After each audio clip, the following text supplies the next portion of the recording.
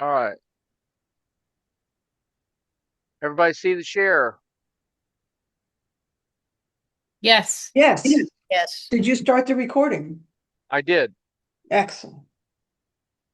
Well, it Okay. said I did. Yeah, that's a good start. I'm going to be quiet. Okay, so we'll talk mostly about the volunteer monitor program.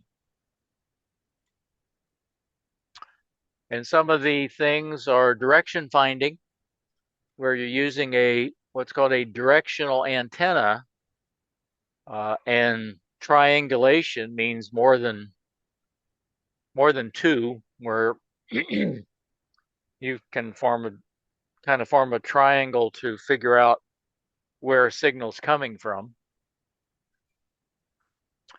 Uh, Bearing, which is your compass heading, which direction you're pointing. Uh, Azimuth and elevation.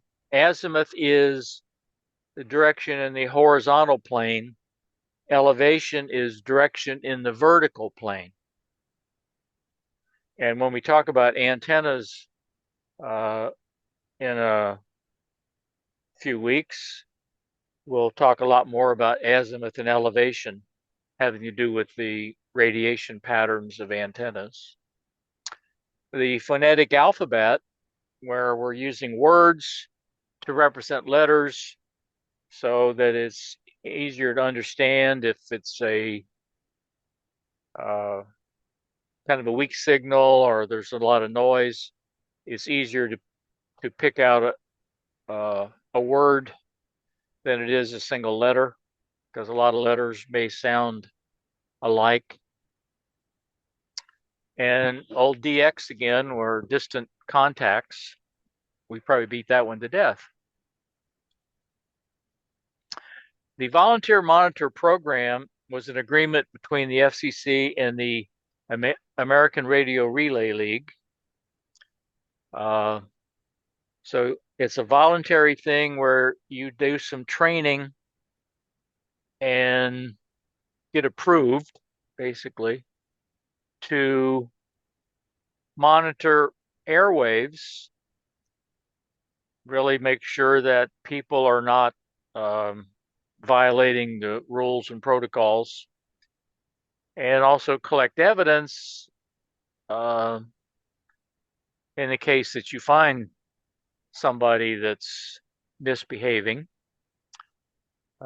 So you can send that back, and the uh, FCC uh, can send them a nasty letter or worse. In some cases, people have been jailed and fined. I know at least $50,000 I've heard of. So it's essentially amateur volunteers who have formally enlisted uh, to be a monitor. The intent is, because you have those and you don't know who's listening, that you might try to self-regulate, because you could wind up with a fine or a cease and desist letter. And one of the ways that they do that is use direction finding techniques, uh, antennas, which uh, turns out actually the best way to do it is with a loop antenna, and you use the null instead of the strongest signal. You point it to where the signal goes away, and you need at least two people doing that, or you have to move your location. So you get a bearing, and then you move, or somebody else at a different point has a bearing, and you draw those two lines on your azimuth chart, and where they cross should be where that station is located that's committing the violation. This is There was a long list. These are some of the activities in the January report of what people were doing and received advisory notices of, which I don't believe is a fine, is just a notice that stop doing that. And if you don't, then, you know, you might get a fine or something worse. Uh, at least have your privileges revoked. So those are some, and like I said, there was oh, probably a couple dozen in January. So just a quick question. Would transmitting free DV digital software be broadcasting in a sense? No, free DV is a digital voice mode like D Star and DMR and Fusion. Oh, so he was using it. He wasn't sharing it necessarily. All right, he was using it.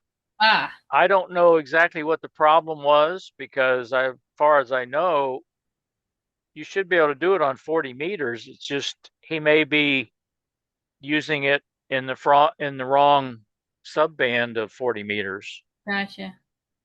I misinterpreted it. I thought he was like sharing it. No, and actually we tried it one Saturday morning a few months back. We had a little bit of success. um, it doesn't work as well as the digital modes in um, VHF and UHF on FM, but there you're using repeaters. So, Hmm. okay. We mentioned bearing, and that's actually the compass direction. So when you look at your azimuthal projection map, it has compass headings on it or bearings, and also distances from a particular location. And there's a lot of places online you can generate these. Here's a couple I did um, where you just tell it uh, what the radius is and your starting point. And this is from my location. I think I did, I think those are 100 kilometer. Um,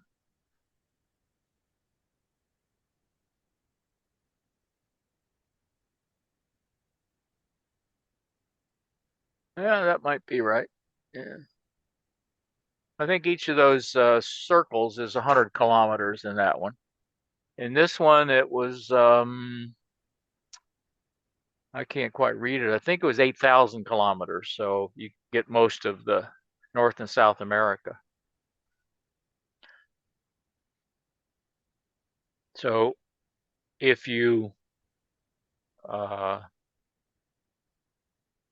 want to know, you want to talk to somebody in Alaska, let's say, um, you would, if you had a beam antenna, you would try to turn it to whatever this was, like 300 and it's like 330 degrees, uh, to try to pick up somebody there. The other thing would be if you knew a particular station, you could go to QRZ website and put in their call sign, and from your uh, login, and it would tell you the bearing that you need to do.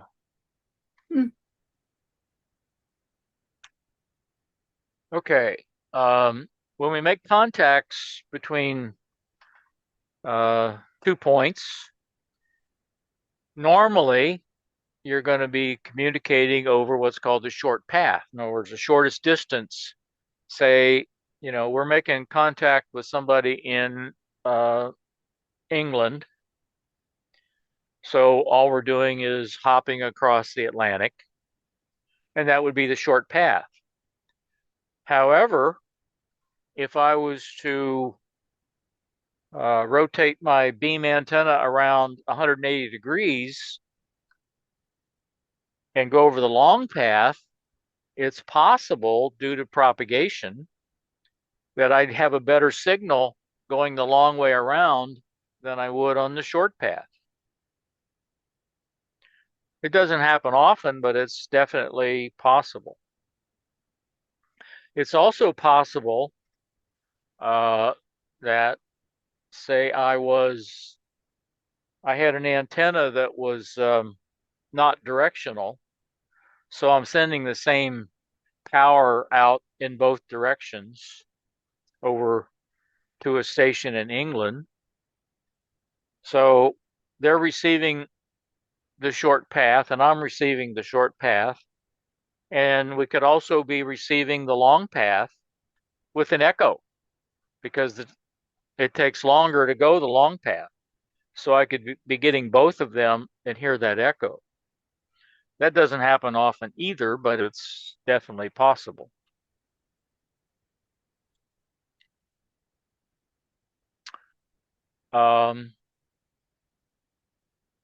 When you're making a contact, it's good amateur practice to use, and we normally use the NATO phonetic alphabet. It turns out any phonetic alphabet is better than none. And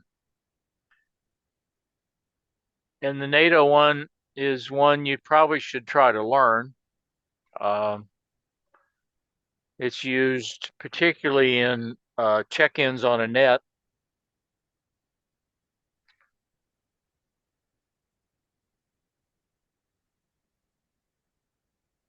And when you're making contact, the normal way you would do it on HF is I would say CQ, CQ, CQ. This is W3 RDL or Whiskey 3 Romeo Delta Lima, Whiskey 3 Romeo Delta Lima, calling CQ, and then you wait and see if anybody replies. Once you're in a contact and you're identifying, you don't need to use the phonetic alphabet. But when you first make that contact, because might be hard to pick up your signal, might be static, lots of things. It's a lot easier to understand the phonetic alphabet.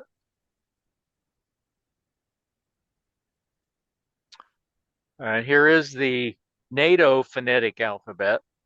It's a little bit different than the military one, and you'll hear some foreign stations use different variations of it. Seem like they tend to use the names of European cities, London and Berlin and things like that, instead of the NATO alphabet. So everybody got the phonetic alphabet committed to memory? Try to. Pretty close. Pretty close.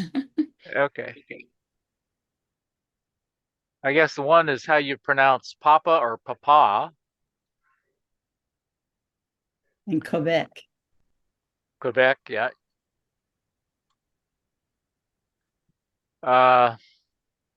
And we talked about CQDX. I don't know anything else to say about that. Nothing's changed in it. And breaking in where there's already a contact, so you want to try to join the conversation. So you basically wait until there's a lull in the conversation. Of course, they may have already stopped. It might be too late. And give your call sign and see whether or not anybody responds. One of the problems is you may may only be hearing one side of a conversation. You'll get a signal that's very strong and you can tell they're talking to somebody, but you can't hear who they're talking to. So That one's a little harder because you don't know when there's a lull in the contact because you can't hear the other side. And like we said, normally you give a station report when you first make a contact. Sometimes you'll ask for location, things like that. If it's something like a contest, uh, then it's going to be very brief, and basically you're going to give your location, your grid square, and the signal report, and that's about it.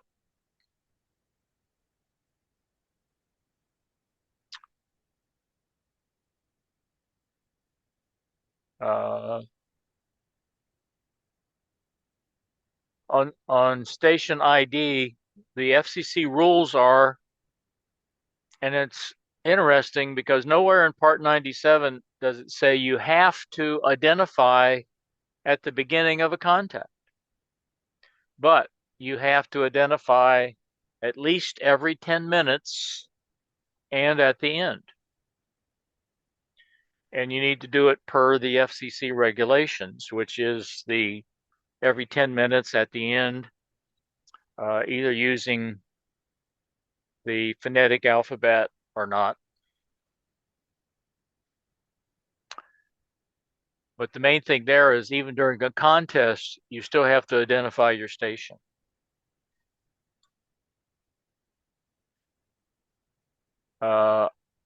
QRP, which is actually going on today around here, which is called reduced power operation. That's what the QRP stands for, where normally you don't have to, but normally you go out in a park or something like that and operate on normally 5 watts if it's CW and 10 watts if it's single sideband and try to make contacts.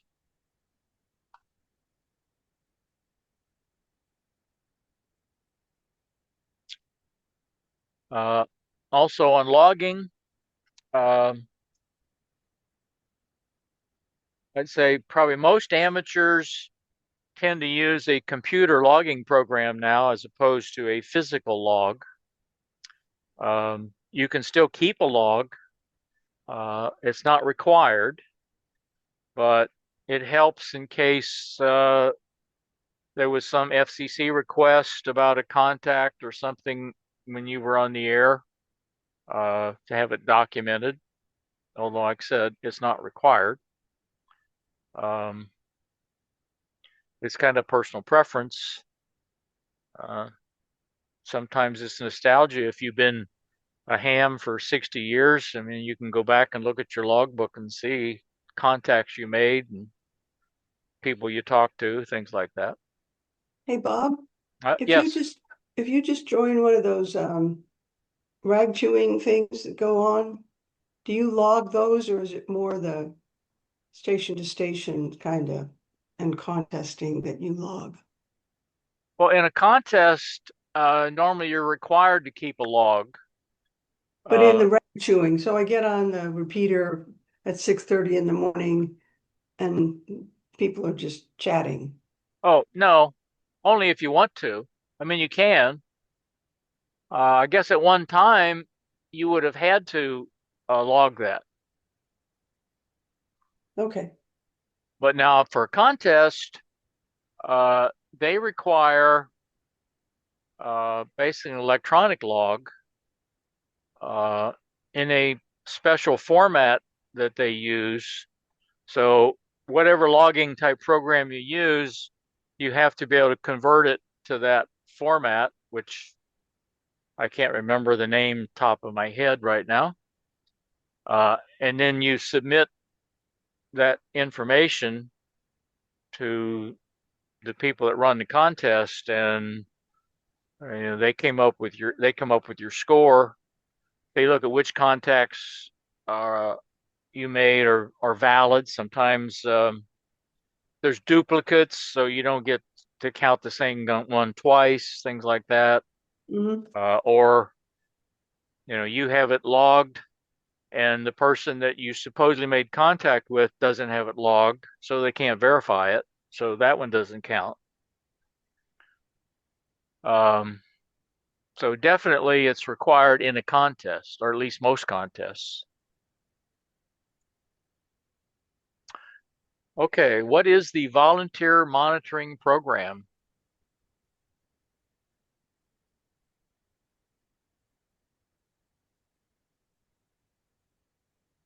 Oh, I'm sorry. Alpha. Alpha. Alpha, Alpha yes. sounds good. Which of the following are objectives of the volunteer monitoring program?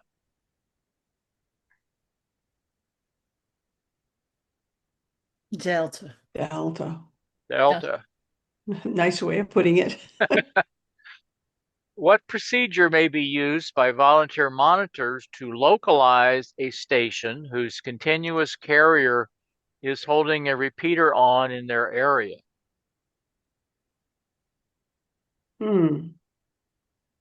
Actually, that's something that happens more often than you think, where somebody might have laid their mic down and it's against something that's holding the press to talk button. So they're continuously uh, transmitting to the repeater. So Is that nobody else can talk on the repeater. is that I'd say Ed? Bravo. Bravo? Yeah. But Well, Bob, can I ask a question about this though? Sure. These monitors who volunteer to do this, are they doing it in a magnanimous way to try to ensure that the airwaves are free and open to everybody that's allowed, or are they trying to be junior cops? Well, I guess it depends on the person. They're Oh, okay. supposed to be doing it for the former, but I would assume there's some who, like power Okay. and, you like know, the Neighborhood Watch Association guy. yeah, good or bad, depends. There's people are people, and there's bad people and there's good people. Uh, the answer to this one, I guess I should explain it a little bit because first read it's a little bit confusing, but what that means is that you listen on the receive frequency of the repeater. Normally, when you're listening to a repeater, you're listening to the output frequency, the transmit frequency. If you tune to the input frequency, then you're going to pick up the signal that's going to the repeater, and then you can try to localize it.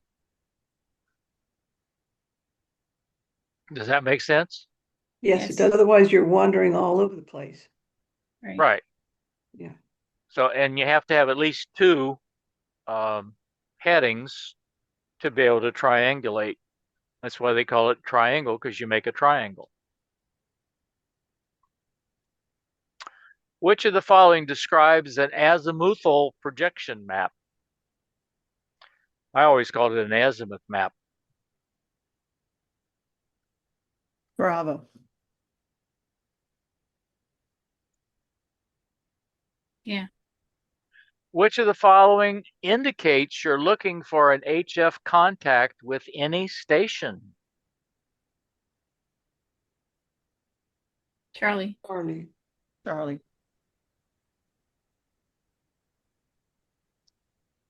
How is a directional antenna pointed when making a long path contact with another station? Charlie. Charlie. Charlie, the 180 degrees slip. Which of the following are examples of the NATO phonetic alphabet? Delta. Delta. Why do many amateurs keep a station log? Delta. Delta. Which of the following is required when participating in a contest on HF frequencies? Charlie. Yes, Charlie. Very good. A lot of people would pick A. Read all the questions, hints, right? Right. What is QRP operation? Bravo. Bravo. Bravo. Yeah, I don't know what quick response protocol is. You're just messing with us. Why are signal reports typically exchanged at the beginning of an HF contact? Alpha. Alpha. Delta. I say delta. It's alpha. Well, Yeah. now we have alphas and we have deltas. So which is it?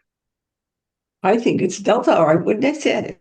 But that doesn't mean I'm right, does it? I don't know. You're going to tell it. Okay, good. Oh, okay. I like that one better now that I've read it carefully. You guys read much faster than I do. Yeah, I was about to say the same. With the resultant consequences. Yep, yep. Oh, there we go. You gonna do the record thing again?